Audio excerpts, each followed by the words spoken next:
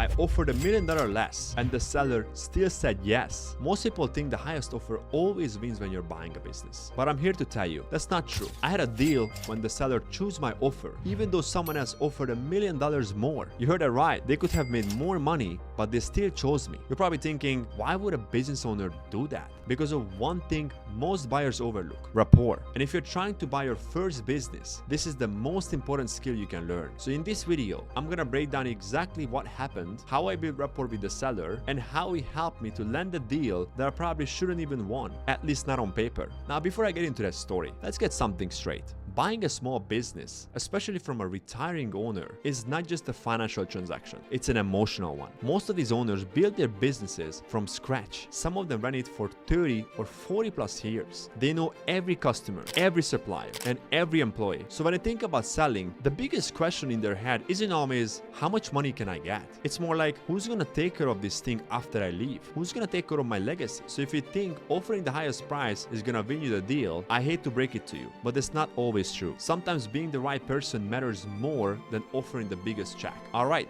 so let me walk you through what happened. There was this company asking for $3 million, a landscaping company doing close to $1 million in EBITDA, right inside my buy box. Now, instead of rushing in with an offer right away, I did something different. First, I got on a phone call with the seller just to introduce myself, get to know the seller, no pressure. Then I scheduled 2 video calls after that. Why 2? Because I wanted them to see my face, hear my voice, understand who I am, why am I doing this, what I am about. And let me tell you, those calls were not about grilling them with 50 questions. I wasn't trying to be some slick investors. I was listening. I asked how they get started, what the early days looked like, what challenges they went through, what they're most proud of. I showed them that I genuinely cared about the story behind the business, not just the numbers. And that's the key to rapport. Rapport isn't just being nice. It's making the seller feel understood, making them feel like you are the right person to carry on what they have built. After 2 video calls with the seller, I got on a 3rd one. And that's when I presented an IOI, which stands for indication of interest. It's not a formal contract. It's just a soft offer that gives the seller 2 options to look at.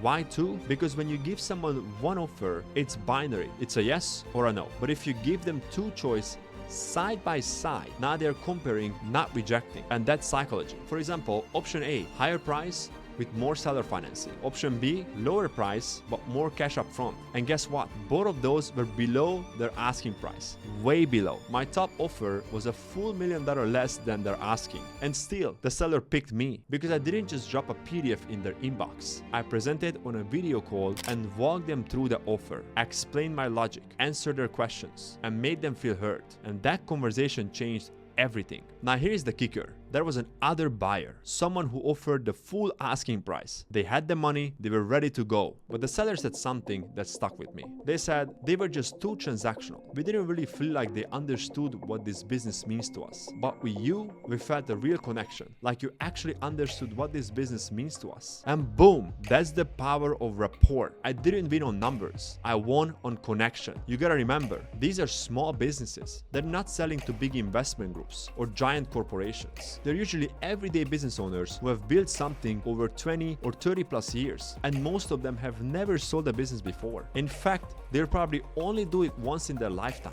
They're not sitting there thinking about valuation or deal structures. They're thinking about their people, their reputation, their legacy, and their future. So when you show up as a real person, not just a buyer with a number, you build trust. And that trust lets them see you as the right success story. And it's often the reason they choose your offer, even if it's lower. So sometimes the trust alone can save you hundreds of thousands, even millions on your offer. So don't get me wrong, sellers still care about the price, but there is usually a deeper connection behind who they sell to. And it's not always about the numbers. So here is what I want you to do if you're buying a business. First, take your time. Don't rush the offer. Build a relationship first. And second, show your face. Show them who you are. Do on video calls. And if possible, meet them in person. Third, listen more than you talk. Ask about their story, their team, their struggles. Understand their why. And then fourth, explain your offer live. Don't just email it. Walk them through it. Show them you have thought it through. And then fifth, be the right buyer. Not just the one with the biggest wallet. The one who gets it. This process is not just about buying businesses. It's about learning how to connect with people. When you build rapport, you earn trust. And when you earn trust, you unlock opportunities most buyers never get. I have had sellers pick my offers over better ones just because of who I was and how much I care. So don't underestimate the power of rapport. It can literally be your biggest advantage. Thanks for watching. I appreciate you being here. I am Nandor,